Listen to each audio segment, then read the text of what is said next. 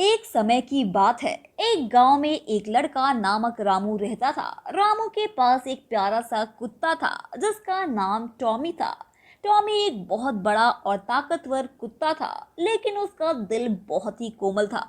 रामू और टॉमी एक दूसरे से बहुत प्यार करते थे। वे दोनों हमेशा साथ रहते, खेलते और एक दूसरे की सहायता करते थे। एक बार क्या हुआ कि एक बड़ी बाढ़ आ गई। बाढ़ की वजह से रामू और टॉमी एक दूसरे से अलग हो गए। रामू को बहुत चिंता होने लगी क्योंकि वह टॉमी के बिना रह नहीं सकता था। उसने तय किया कि वह टॉमी की खोज करेगा, चाहे उसे कितनी भी कठिनाइयों का सामना करना पड़े।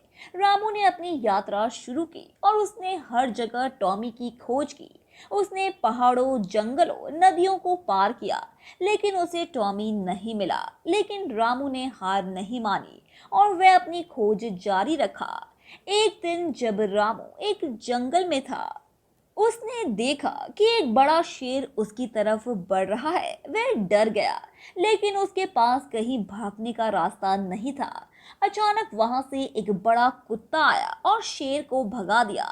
जब रामू ने उस कुत्ते को देखा तो वह टॉमी ही था। रामू और टॉमी की खुशी का कोई ठिकाना नहीं था। वे दोनों एक दूसरे को गले लगाए और घर वापस आ गए। रामू की खोज की कहानी और टॉमी की बहादुरी की कहानी पूरे गांव में मशहूर हो गई। ये कहानी हमें दिखाती है कि सच्ची दोस्ती का कोई आकार, जाति या प्रजाति नहीं होती। एक कुत्ते और एक इंसान के बीच की दोस्ती इतनी मजबूत हो सकती है कि वे एक दूसरे के लिए किसी भी मुश्किल का सामना करने को तैयार हो जाते हैं। समय बीतता गया और रामू और टॉमी की दोस्ती और भी गहरी होती चली गई। एक दिन टॉमी बीमार पड़ गया। उसे एक गंभीर बीमारी थी और वह खाना खाने से इनकार कर रहा था।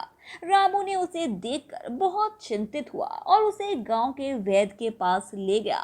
वैद्य ने कहा कि टॉमी को बहुत ध्यान देने की आवश्यकता है। रामू ने टॉमी की देखभाल के लिए अपने सभी काम छोड़ दिए और उसका ध्यान रखने लगा। वह उसके लिए खाना बनाता, उसे नहलाता और उसकी हर जरूरत का ख्याल रखता।